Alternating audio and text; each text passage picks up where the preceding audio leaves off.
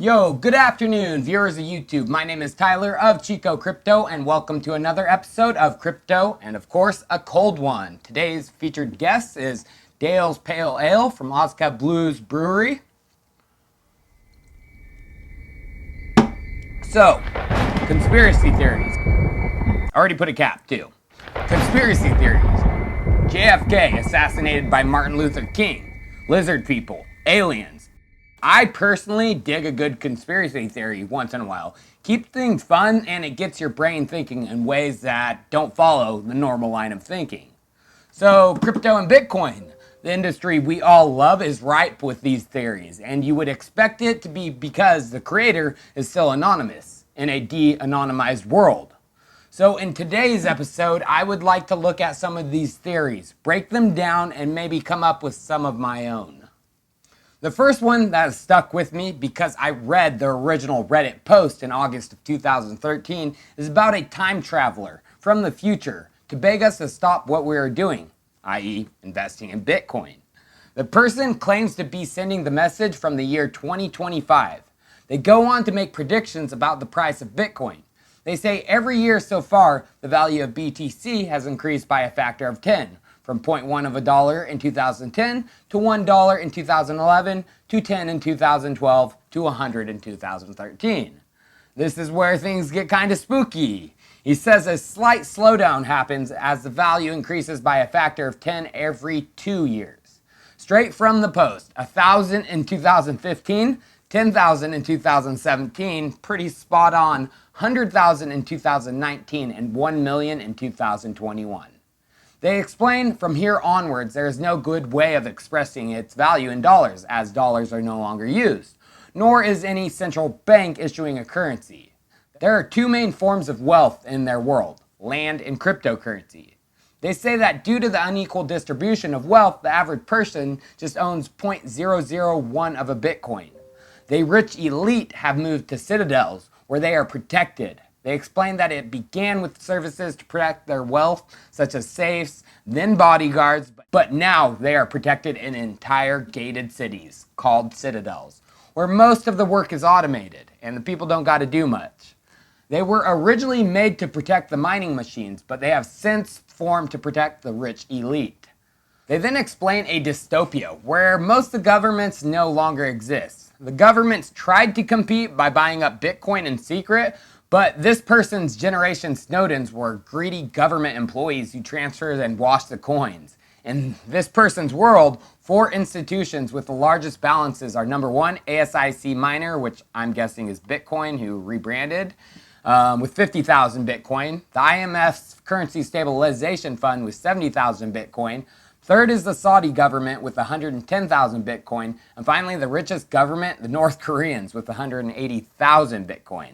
Now, this is kind of weird since we know how interested North Korea has been in Bitcoin lately, and that was not at all mainstream back in 2013. They say that economic growth has flatlined because if you own more than 0.01 of a Bitcoin, you don't need to do anything with your money. That amount of Bitcoin is able to last a person lifetimes. You know those Winklevoss twins? Well, they were among the first to die in this person's world.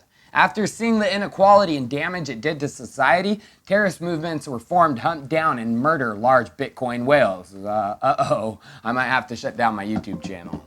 They go on to explain inflationary cryptos were thought up but failed because the new model of Bitcoin and crypto created scarcity. Why would people voluntarily invest their money into a currency where you know the value would continually decline? What crypto has done, they say, is allowed us to give in to our greed. They go on to further explain that hacks between governments have led to massive wars between world powers, and it's looking like it's heading towards a nuclear holocaust. And they don't want it to be like that. That is why they have contacted us back in 2013 to stop Bitcoin in its tracks. All I gotta say is if next year Bitcoin hits 100,000, I'm going all in and I'm running for the hills. Because those price predictions have been pretty spooky.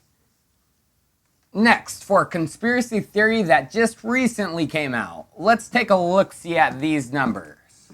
That's 18 zeros followed by number-letter combo 218E. Nothing super special about it. And here is the completed hash associated with it. Anything special come to mind? Nothing? Well, this hash and the series of letters and numbers sent the crypto world into conspiracy theory time and the possible return of the one and only Satoshi Nakamoto. So what's up with this? 18 zeros followed by 21, which is synonymous with the total supply of Bitcoin. Well, the 21-8E in the hash has some saying it represents the theory of everything, also known as the unified field theory. Another name is the E8 theory.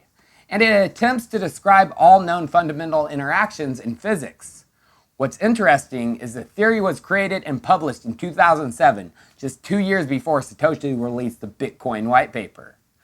The E8 theory is to describe how the combined structure and dynamics of all gravitational and standard model particle fields are part of the E8 Lie algebra. Here is an image of the E8 theory, with particles related by triality.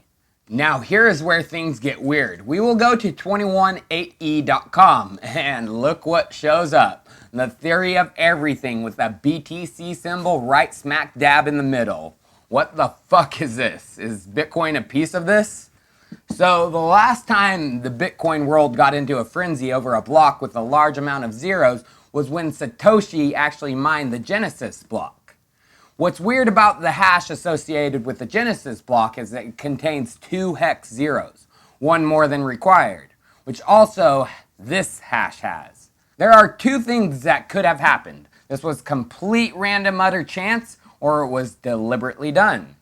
With current hashing power, it is estimated it would take 2,500 years to make that hash yourself. If this was deliberate, it had to be the work of someone with advanced technology, such as quantum computing. If this was quantum computing, the only probable person who could have done it from our time solo is Andrew DeSantis, who's working on quantum computing. And he sometimes posts cryptic messages that relate to the E8 theory on his Twitter. DeSantis actually responded to the tweet about the hash, suggesting that the odds of him hitting that were slim to none. So could it possibly be our government? Or now there is a theory that is abound that Satoshi Nakamoto is a time traveler who sent Bitcoin to us to free us from the shackles of our government powers. Could this be Satoshi back in his own time or further into the future using quantum computing to let us know he's still watching? Creepy stuff, folks, but this kind of stuff is what makes crypto and Bitcoin so fun. There is a mystery with the whole thing that will fuel conspiracy theories for years to come. And I, for one, embrace all things crypto, even the far-fetched. Let me know in the comments if you like these type of vids, and I'll be sure to do more. Thank you guys for watching, stay safe, and as always, I'll see you tomorrow.